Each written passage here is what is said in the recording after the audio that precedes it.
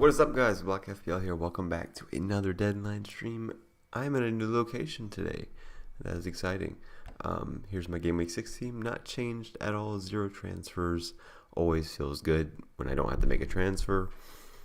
And how are you guys doing today? So the news on Rafinha is, I honestly think Rafinha is, I think he's going to start if I had to put my money on it. So that makes me feel a little bit better. The issue with that is now I have my double Wolves defense on the bench, so I have the potential to feel dumb. But I'm not going to make a decision based on how I could potentially feel. So I will leave them both on the bench, as I think that's the best way to go. Good morning, William, Kobe, and Tanware. I am doing well indeed. Good to see you guys back today. So, I got one question about Sarr versus Gallagher, and I think it's interesting enough I didn't actually cover that direct comparison in the video. Now with Rafinha potentially not being as replaceable, I don't think it's as relevant, but still, I think, if I had to choose one, I would go for Sarr, and the main reason for that has to be that the fixtures are a little bit better immediately, so Gallagher's got to play Brighton, Leicester, Arsenal in the next 3. He's better longer term, arguably because of the fixtures, but with Sarr just coming off 2 goals and Watford looking decently attacking wise, I think Gallagher's not amazing over the next 5 really. Like, he's solid, but in comparison to Sarr's next 2, which could be huge, Sarr plays Newcastle and Leeds. I think Sarr is kind of the easier pick here, especially with a lot of people planning to wildcard around that time. Once he does go up against Liverpool anyway, you could reassess from there. So I would definitely say Sarr over Gallagher, and Sarr would be the relatively obvious replacement for Rafinha, I think, if you do want to get Rafinha. But I think Rafinha is going to play, so I don't think that's as big of a deal as some people may have previously thought. Let's take a look at my big decision at the moment, which is what to do with Livramento. I see a lot of people still have him on their bench, so I'm a little bit confused as to what to do with him, and I'm also a little bit confused about what people's perception is of him. Let's unselect all. Let's go to Wolves and Southampton. And let's see, is there a position toggle here? Yeah, let's just go to Wolves and Southampton and compare the two. I'm sure these guys will come up. Expected assists per 90 minutes for Wolves and Southampton. We can see Livramento has, that's amazing for a 4.2 defender. Livramento has 0.17 expected assists per 90 minutes. And then the tiny XG. So he's basically, as far as expected numbers go, he's going to get an attacking return every 5 games, which is pretty good for his price, along with his clean sheet threat. That's actually very good for comparison. He's better than Neves, better than Adam Armstrong for assist threat. He's actually got, funnily enough, he's actually got better assist threat than Ronaldo at the moment, but everybody does because Ronaldo's is a little bit low actually. But yeah, Saiss and Semedo's expected goals is just ridiculously high for who he is. It's 0.22. I would not expect him to keep that up at all. But if you are choosing between Semedo and another Wolves defender, I think you have to stick with Semedo because of that. But their expected assists are below 0.05, and I don't know. I think that's more reliable than expected goals when it comes to wing backs, because I don't know. I just don't trust that Semedo is always going to be able to get into attacking positions. But we all know fullbacks get in positions where they can cross and create chances all the time. So that's just my opinion. In Livramento, man, the assist threat is certainly there. So and Southampton at home have so far been so good. I think Livramento and Semedo are both great options to play. I could bench Alonso actually, but I don't think I'm going to bench Alonso anytime soon. He's too good, and it's just that Chelsea have a good defense as well. And Man City haven't been that great offensively as of recently. Of course, they could easily come out and score 3 goals in any game, but with how bad Wolves were last week, I'm not going to forget that just yet. So I think Semedo's got to stay first sub, but I'm very happy with that first sub. I think that's a great first sub to have. Let's go to the if I can find everything. Let's go to player heat maps and let's compare. Let's look at Livramento and where he gets his touches in.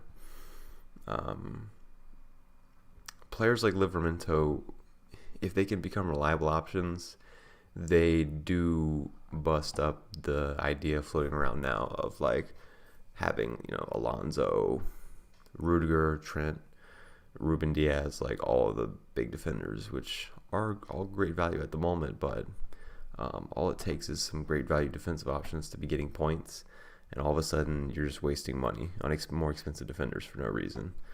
And it's always the case like that every season. Livramento, where's Livramento?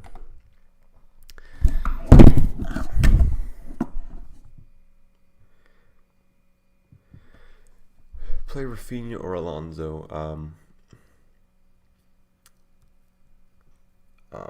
Wow, that's a good question.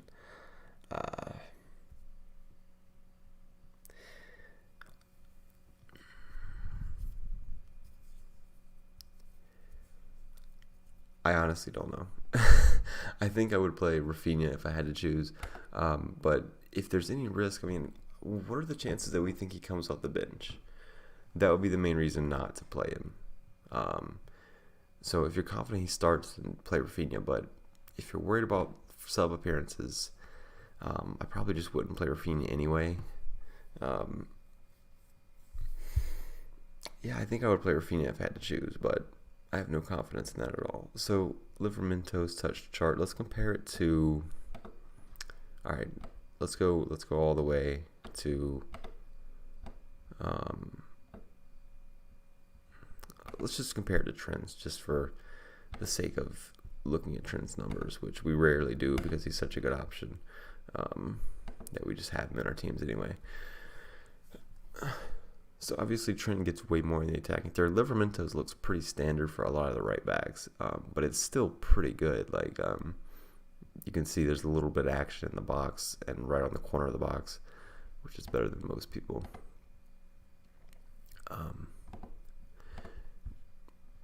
Trent, of course, with a higher, further position. Passes. Look at Trent's passes. They're absolutely ridiculous. So many corners and crosses over the season. Livramento, really not that many, but a decent amount in the attacking third at least. Attempted assists. Livramento, pretty decent positions. The quantity of Trent's outshines everybody's, of course. And we could see Livramento only has 4 attempted assists. So the fact that he has an expected assist of 0.17 per 90 minutes is a little bit ridiculous, actually. He must be creating a huge chance every game. So I think that's probably pretty lucky, in my opinion. I wouldn't expect him to keep that up, but we don't really know.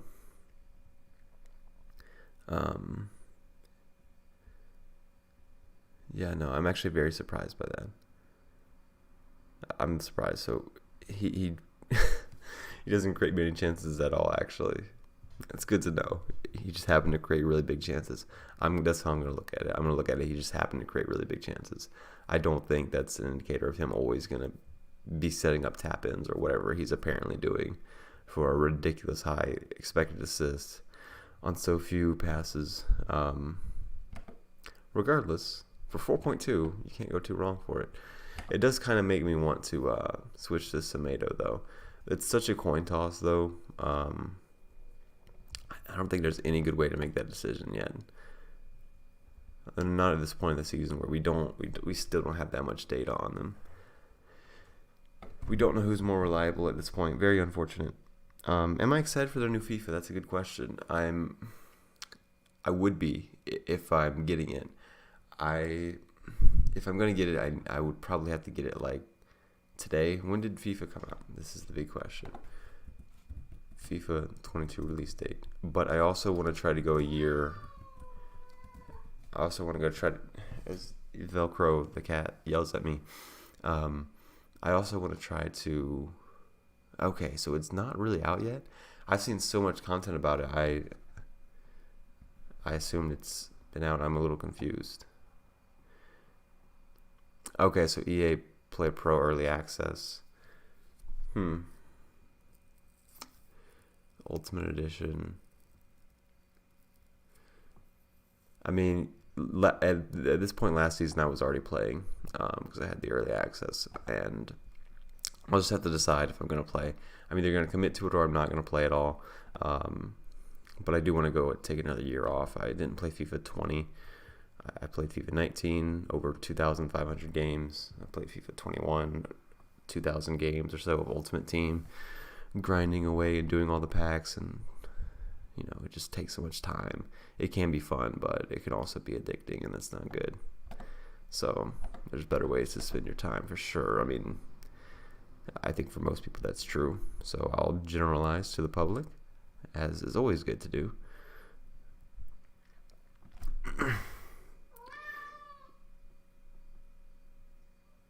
Semedo, Torres, or Dyer. Sorting the bench players. Semedo, Torres, or Dyer. Now, we have a real mix here. We have a rotation risk. We have a player that actually looks good as in Semedo, like as far as an FPL option, if his team could keep clean sheets and play as we know they can. And then we also have Dyer, who I just simply, he's not even in the conversation at all. So, no, Velcro, you can't do that. You're not allowed to rub on the camera. That's a terrible idea. So, I mean, I think you have to have Semedo a little bit above Torres, in my opinion. That's even rough to say because Torres is arguably high upside, but with Man City, not. I mean, Man City didn't score against Southampton. They didn't really look great. I'm not really a huge fan of Torres anymore. You can't deny that he has the high upside, but yeah, I prefer Semedo much more. As of recently, going against Chelsea's defense, I don't really love Torres. So, with the chance of a 1-pointer there as well, I would go Semedo, Torres, Dyer. My voice may sound deeper, but it just depends on, like, I'm trying to talk relatively quiet because I don't know how, because it's 5:27 a.m. and I don't know how, I don't know if the people around me can hear me.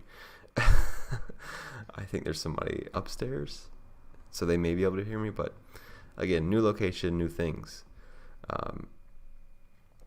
So yeah, let me know if you have any suggestions for my team, because I feel like I may be missing out on something, but at the same time, I know I'm not, because I put a lot of thought into it.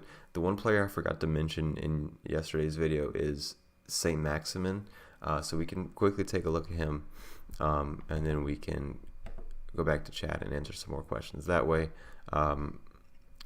But St. Maximin, I still have leftover feelings about last season from him, as far as him not necessarily being the best finisher, but man, when you watch him play, you realize how good he can be. Like, and I know people say that all the time, oh, he's so fun to watch. For me, I like watching players that do effective things with the ball, right? I like watching a player, let's say a striker, or especially with attackers, but it's like, look at the situation in which they got the ball and then where it ended up. So it doesn't, like, let's say a player starts with, he starts with the ball and he has a player on his back, and then he ends up scoring somehow. It doesn't really matter what he did in between those. Like, Harry Kane would have just taken a touch, got some space, and just took a shot and scored. And that's just as effective as somebody doing a crazy flick, sombreroing their defender, and then volleying it for a goal. Like, it's all about the effectiveness of it. So that's how I like to look at things. Like, and I find Like, I find it entertaining to watch people just do things very effectively, and like how they've mastered certain things. With that said, St. Maximin is very good in a lot of situations.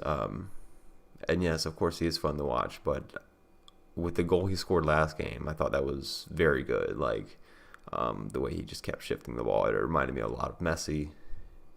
Obviously, we've watched Messi do similar things for years, where he takes the ball all the way across the box and then scores. But anyway, he looks a lot more comfortable shooting the ball, I think. And, of course, believe it or not, that's very important. Let's compare St. Maximin to Antonio. I feel like these are the only two guys I'm super interested in as far, besides Bamford, who's injured, besides the big guys, which would be CR7 and Lukaku. So their shots so far this season, of course, Antonio's numbers are just going to kill everybody's, to be honest. But St. Maximin's, it just looks so much worse. Let's go to Pukki instead of Antonio. Even Pukki's shots, like, look at all these in the box. And, of course, he had the penalty as well. Even Pukki's look better, and he's on Norwich, who are the worst team in the league.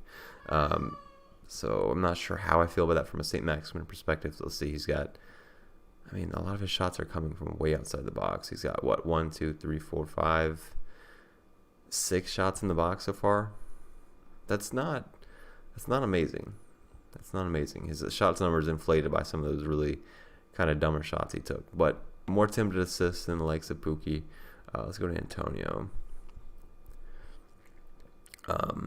Expected assists. Antonio has him on expected assists as well.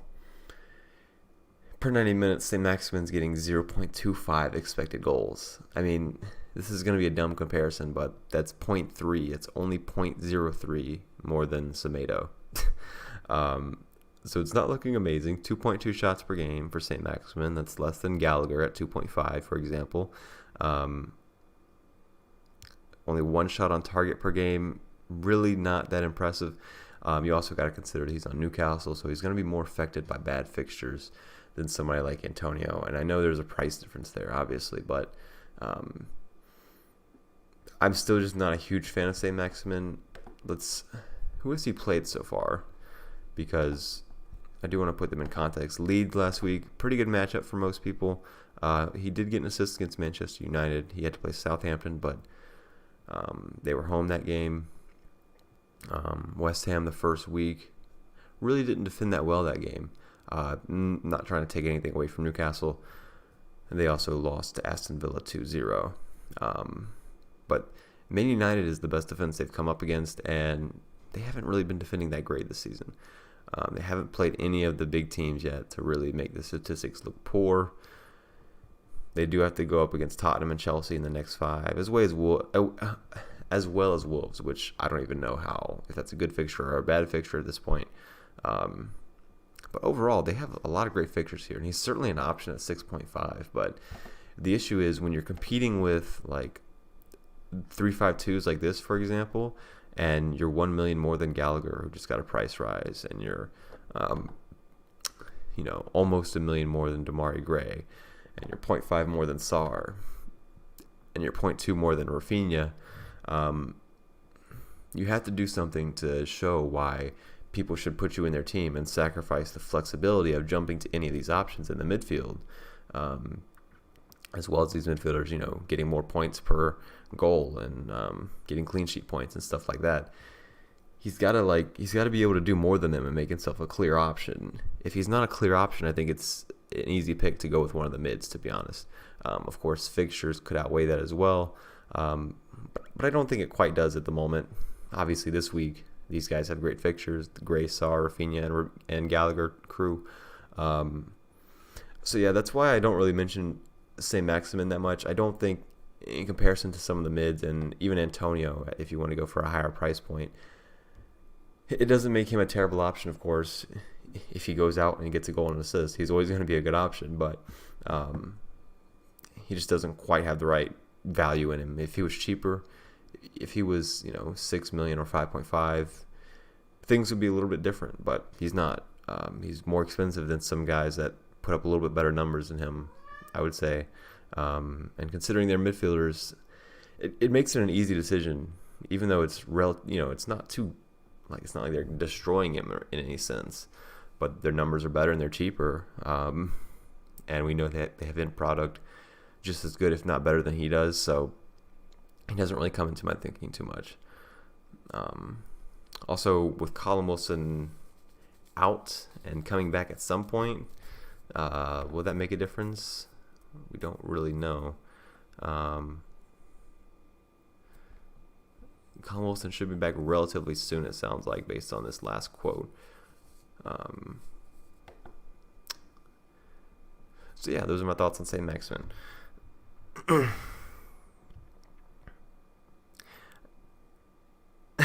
cat is making more noise than me. That's Velcro. Velcro's going crazy over there. Double Wolves defense. I mean, obviously I'm not wildcarding. I brought this in last week, but I brought them in because the fixtures are great. I don't know if you're trying to troll me or not after my last Twitter post talking about how I can just pretend I never did that because I can throw them both on the bench now. But I mean, the fixtures are super great, and as long as they show any bit of quality, it allows me to just double up on any of these games where I'm like, okay, they can defend well. Let me start both of them. And the original idea, I didn't expect to be so impressed by Alonso. The original idea was to play both of them this week. Obviously, Liverpool always had a shot at it, but I was going to plan on benching Alonso this week. And then with Trent playing Man City next week, I could, if they're really good, they play Newcastle at home. So is that worth benching Trent? I don't know, but at least I give myself that option. If things go that way, I have that option. And Liverpool plays Chelsea next week. So that would allow me to play Alonso against Southampton at home, and then both my Wolves guys against Newcastle at home. Boom, those are my three defenders. Amazing fixtures. And I don't even worry about the Trent versus Man City. And I could actually bench him or play four at the back. So I could play Trent against Man City, two Wolves defenders, bench Gallagher against Leicester, and then 4-4-2. So I have a lot of options there, and I think just the fact that Wolves have playable fixtures every week makes worrying about defensive rotation and issues like that pretty easy to deal with. Because anytime I want, they can go in the team, and I can hope they can actually defend, which, again, their expected numbers for the season are pretty good. If we go to the Optistat, I believe we can. Oh, all right. I guess I'm going to have to sign in again. It's always nice.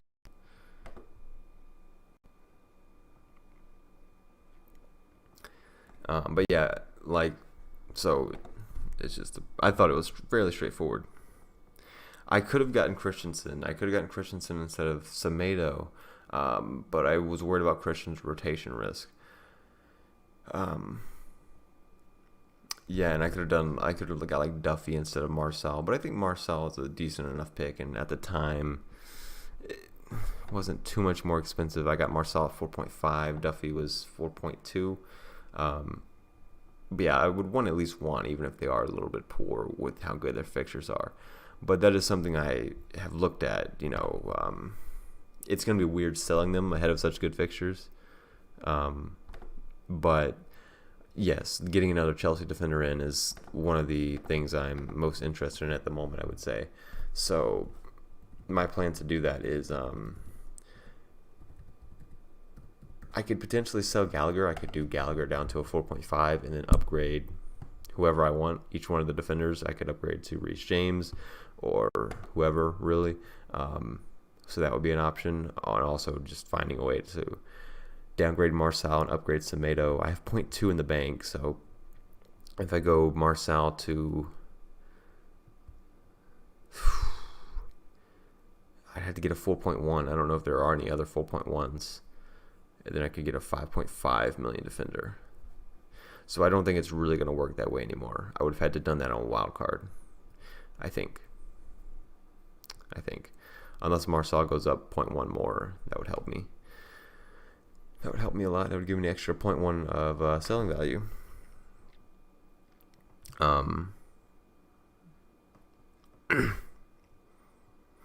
Good question, Emil. Why does everyone talk about wildcard in game week 8?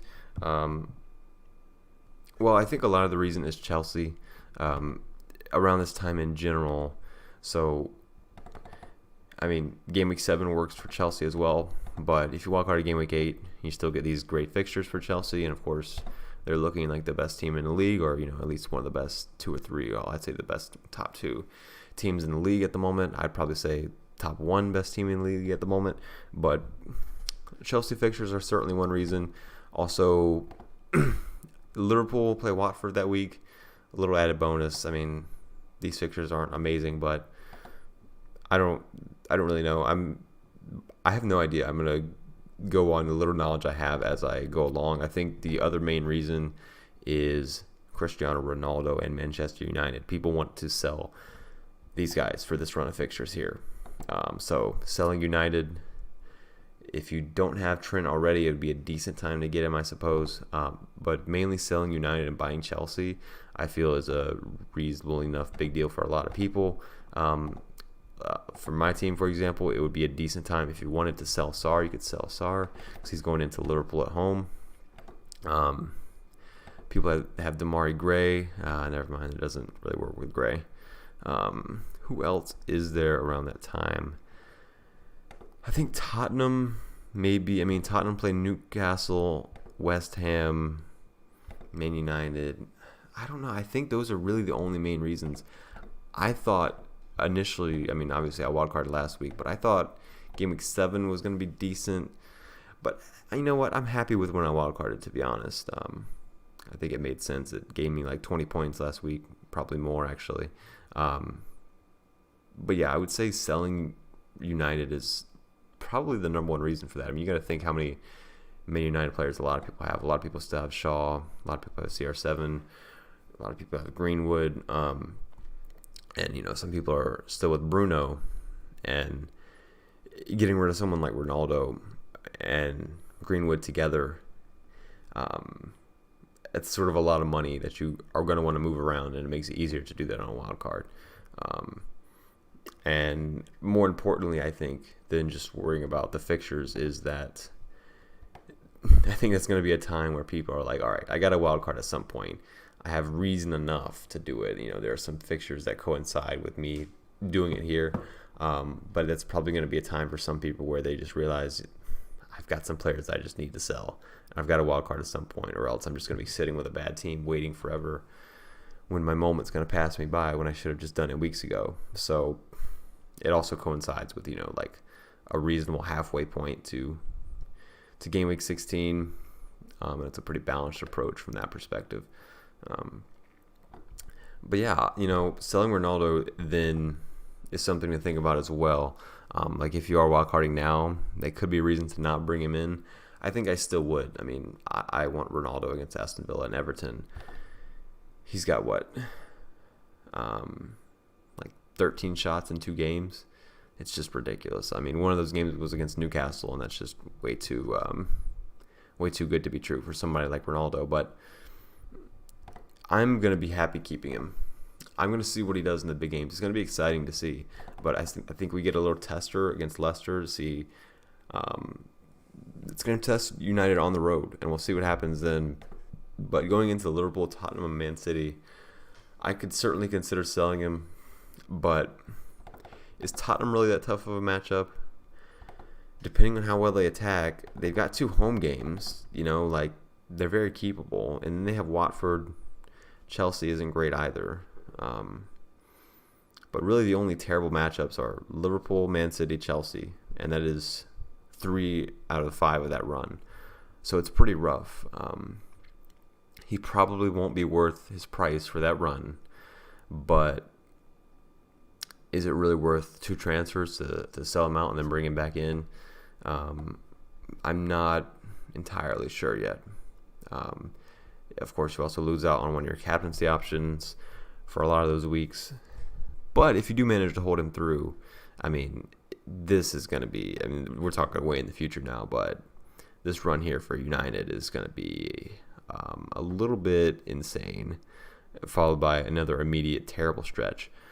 But that run of 10 game weeks, 12 game weeks, The amount of Man United triple ups we're going to see is going to be crazy. Maybe not, because Ronaldo may be the only valuable option because they can't defend, not that well. Bruno's a little overpriced, and then maybe Greenwood, right? So it'd be CR7 and Greenwood in everybody's team then, I suppose. But yeah, Ronaldo and United definitely with some interesting fixtures.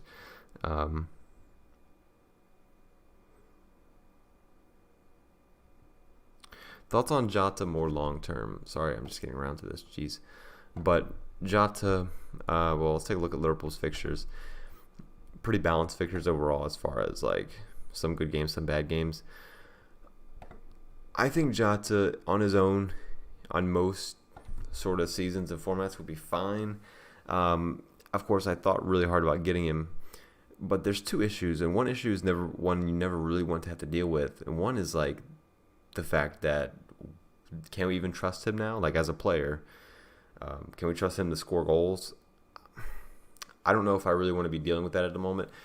If you're wildcarding soon, I think you probably sell him, to be honest, because of the likes of some of the cheaper guys. But let's say, and most importantly, like I'm not saying people like Gallagher are better than Jota. Jota's certainly a better option. But the reason I say that is because you want to get in Trent. You probably want to get Alonso and Rudiger, or you probably want to double up, to be honest. But you want to at least get one, or Christensen or whoever. And you can have Livramento as well and get another defender. So you want to be able to fit in Trent, Alonso, maybe another Chelsea defender. And you want to be able to fit in, Ronaldo or Lukaku. If you're going for both, I don't know if Jota really fits in at all. If you just go for one, let's say you just go for Lukaku for Ronaldo's fixtures reasons, you're like, you know what, longer term, I don't really want Ronaldo. I can bring him in later. I can get somebody like Bamford, and Bamford will keep up with Ronaldo reasonably enough for the price differences. Then all of a sudden you can have that money to go and buy Jota if you think it's worth it. But Jota's just, these are the tough decisions of FPL that we can never decide. Somebody constantly getting in great places, missing great chances, is that a good thing or a bad thing? Does it mean that they're so confident it doesn't matter how good a chances they, or they're so lack of confidence that it doesn't matter how good a chances they get, they're going to miss? Or does it mean they're bound to score a hat trick because they're going to start scoring the easy chances? And Jota, we've seen him be good in the past, as we have with most professional players. Is he going to turn that around and be able to score more than just the easy chances, score the easy chances and create other chances for himself?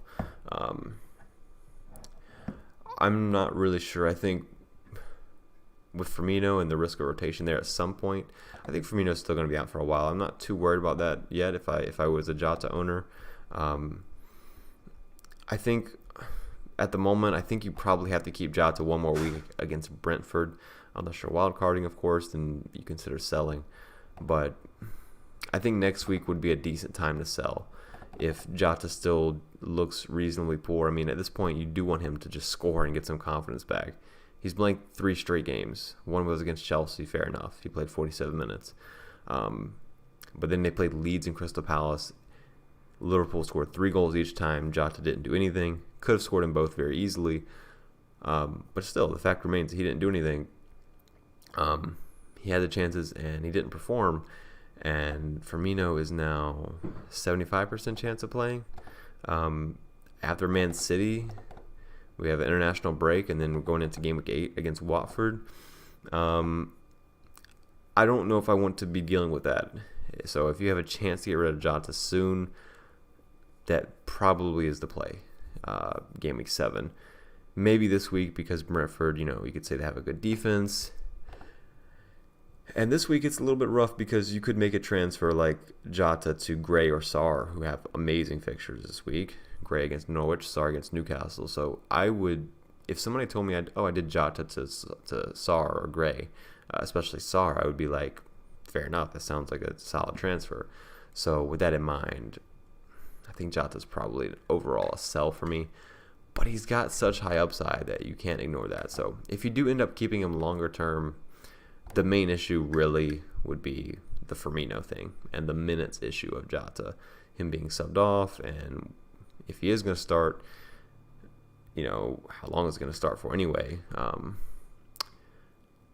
But yeah, the minutes issue is a big deal, and he's a little more expensive than a lot of alternatives. But if he's in your team and you have bigger things to deal with, then he's not terrible, of course. Anybody who's getting tap-ins and 7.6 million for Liverpool's number 9, it's never going to be terrible value. I never would have thought 2 weeks ago that I'm saying what I'm saying now about Jota being a reasonable sell, because I feel like this week he could go out and get a hat trick, and I wouldn't really be that surprised. So it's all over the place. It just depends on how good of a player you think he is. So it's a pure I don't think it's that big of a numbers call at the moment. I think it's just how much you trust the player himself. So, interesting decision. What do you base that on? I don't know. Thoughts on Benrama, stick or twist or Rafinha in the next week or so? First thing to do is look at West Ham's fixtures, because I don't have any West Ham players anymore, so I'm not familiar with them, with everybody else doing well. Okay, so average fixtures for Benrama. He has been outperforming his numbers a little bit. I looked it up in the last video. He gets like 6.72 or something like that expected FPL points per 90 minutes or per game. Not bad. He's outperformed that so far, which is good to see. You want somebody outperforming. But I'm not. I mean, he's a fine option. He's certainly a fine option. You may have a larger priority. I think for the next 3, you can certainly get away with playing him. Even the next 5, Tottenham and Villa aren't that tough, or may not be that tough. Depends on how badly you need the money. If you go to somebody like, I don't even want to say Gallagher, because Benrama, you can play him every week. Gallagher's got some fixtures in there you may want to bench him for. To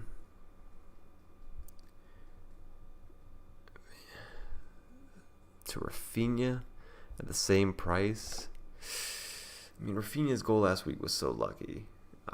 And Leeds should have done better against Newcastle, a team that haven't defended well. The fixtures are a little bit better for Leeds. I'm not entirely sold. The thing is, like Brentford and Everton, those just they're not as good as fixtures as Rafinha has. I say, okay, the thing that's putting me off is I don't trust Leeds' attack at the moment. So they scored 1 against United, 2 against Everton, 1 against Burnley, 0 against Liverpool, 1 against Newcastle. They've scored 2 goals in one game twice. Have they had amazing fixtures yet? No. But they have had one, which is Newcastle, and now they play West Ham, which isn't an amazing fixture. I'm not super confident in the transfer at the moment for that reason. I don't know if they'll be able to capitalize in some of these games. So West Ham's not a great fixture. Watford is. There's no way around that. But Southampton away, Southampton have done pretty well at home so far. I think that could, I don't know, I think that's not quite as easy as it looks when you just see the 2 on the fixture difficulty rating. And then Wolves is, we don't know yet. And then Norwich away is a fantastic matchup. So I'm not sure yet. Benrama is also very hard to judge at the moment. But it's certainly something to watch out for. I would say if Leeds look a little bit better attacking-wise and they score a lot against West Ham, I think that's a good thing. And then at that point, that shows they have at least some high upside, which not saying that we don't think they do. They could have scored against Liverpool. I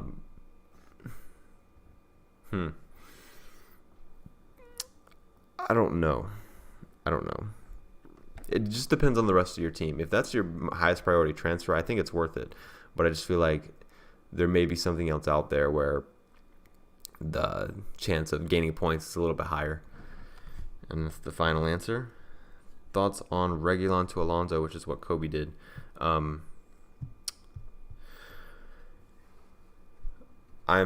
This week it's a little bit weird because Alonso plays Man City. But that's a transfer you're going to want to make at some point. I probably would have found a way to wait. I know you may not want to deal with the price rise. But Reguilon plays Arsenal this week. I probably would have just left it alone for now. I wouldn't bring in a defender before Man City.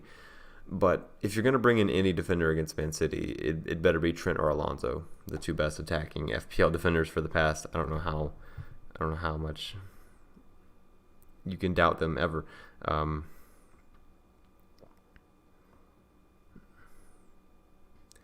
Sar or Gray this week. This week, that's an absolutely insane call to make.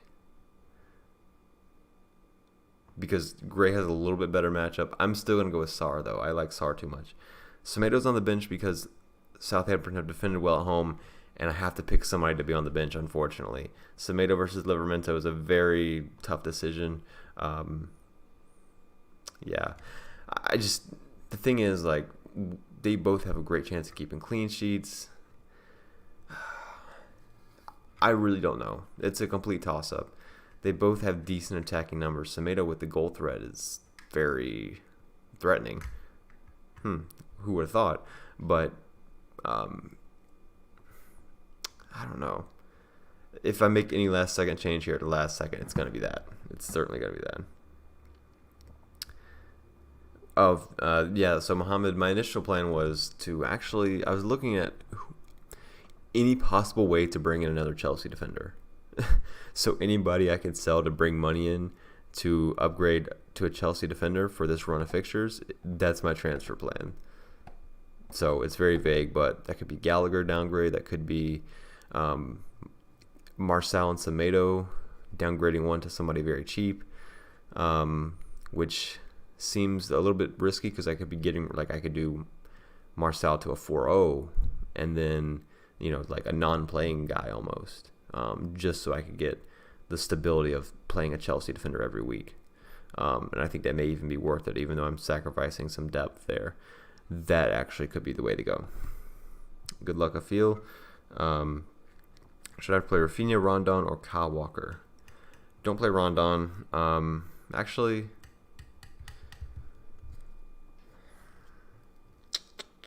Rafinha, Rondon, or Kyle Walker? That's a fantastic question. I don't know anything about Rondon's numbers. Rondon. I have to look up Rondon's numbers. I can't answer that without doing so. So let's go to forwards. Next. Does Rondon have 2 points? Yes, he does. Rondon.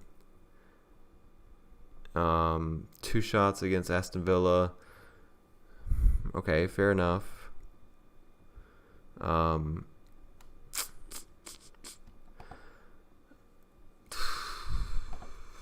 I would play Rafinha, and I would go Rondon first sub, and then Kyle Walker second sub. Good luck this game week, guys. Bamford is saying Maximin, can't afford to hold Bamford. If you already have Antonio, then yes, I suppose. I would prefer, it would be a -4. I would probably not do this, but it would be ideal if you could somehow get a midfielder like Sar. But no, that's a good transfer. That's the safe way to do it. Yeah, I think that makes sense to get St. Maximin. If you really need to make a transfer, yeah. Against Watford, go ahead. I think that's fair enough. I have 2 minutes here. I'm going to finish off by not forgetting. And I'm going to go to FPL Escapades and I'm going to play their game. Because I enjoy doing this game, and if I missed out, I would regret it. I don't think I've done it yet. So you do a 5-a-side for game week 6. They lock at the deadline, so I have 2 minutes. Basically, like, the total value's got to be 30 million or less. How am I going to do this? Who am I going to go for here? I just got to think of players. Who do I want to triple up on or do something crazy with? I'm just going to go for Leicester. Schmeichel 5.0. Defender. Pereira 5.5. Defender. Livramento 4.2. Mid. Liverpool's 4.2, right? Yeah. Mid. SAR 6.2. And forward, I don't even know what this total price is going to be, but I'm going to go ahead and submit it anyway. And then for my forward, I will get Antonio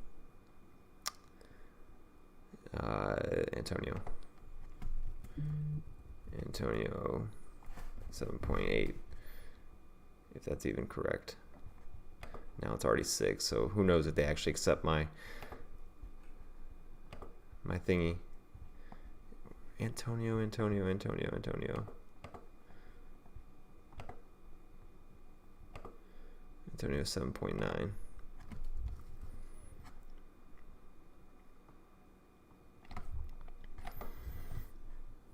And yeah, that is a total of some number.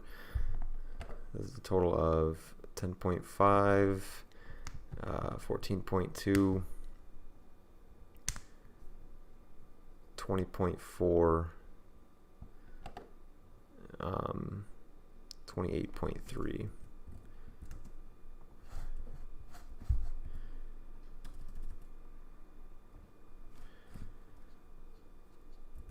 And boom, now I have a team in play. Hopefully they accept that. 1 minute too late. But does it really make a difference in terms of the game? No, because no lineups were leaked yet. So yeah, that's my team as it stands at the moment. I will check out Williams' team, and then we will be on our way. I hope you guys have a good game week. We'll see how it goes, man. I'm excited. I didn't have to make a transfer this week. I'm just chilling, going into next week, finding out a way I can bring in a Chelsea defender. I feel like a lot of people will do the same. So this is Williams' team. I agree, his team does need some work. He's got Dennis in there, who, I mean, this week Dennis isn't terrible. Luckily, he has, in my opinion, the strongest captain this week. Bruno's also not a terrible option. This is the only team I've seen. And I know there's more, but this is the only team I've actually been sent or seen that has CR7 and Bruno in it. And that's not a bad thing. I think Bruno, that money could probably be spent better elsewhere. But for this week, that's actually pretty good. The defense is fine. It's really, as far as a CR7 and Antonio team goes, it's really not that bad. I mean, you're depending on Dennis, right? Because there's a lot of attackers out there that are just better than Dennis. So I think a little bit of imbalance comes from, like, for example, if you compare it to my team, I get a little more value out of some of the players in comparison to Jota, and then it allows me to get more money out of, like, someone like Dennis. But if Dennis was a midfielder at that price, all of a sudden I think you're looking at some better options here. But for this week, this team looks good. He's got, realistically, his front seven all have good fixtures. Maybe Brentford's not super amazing, but for this week, this team could do very well. But I agree. Overall, like, the structure could be a little better. Shaw, who knows if that's going to end up being good. But the fixtures are awesome this week. I think you may be in a better spot than you realize this week. It's certainly not bad at all. Yeah, I just got to hope these defenders can perform on the road with Marçal and Soufal. Be interesting to see what happens in the West Ham Leeds game. As far as who's going to win that, it's going to be a great game. But yeah, thank you guys for watching. I will see you guys next time.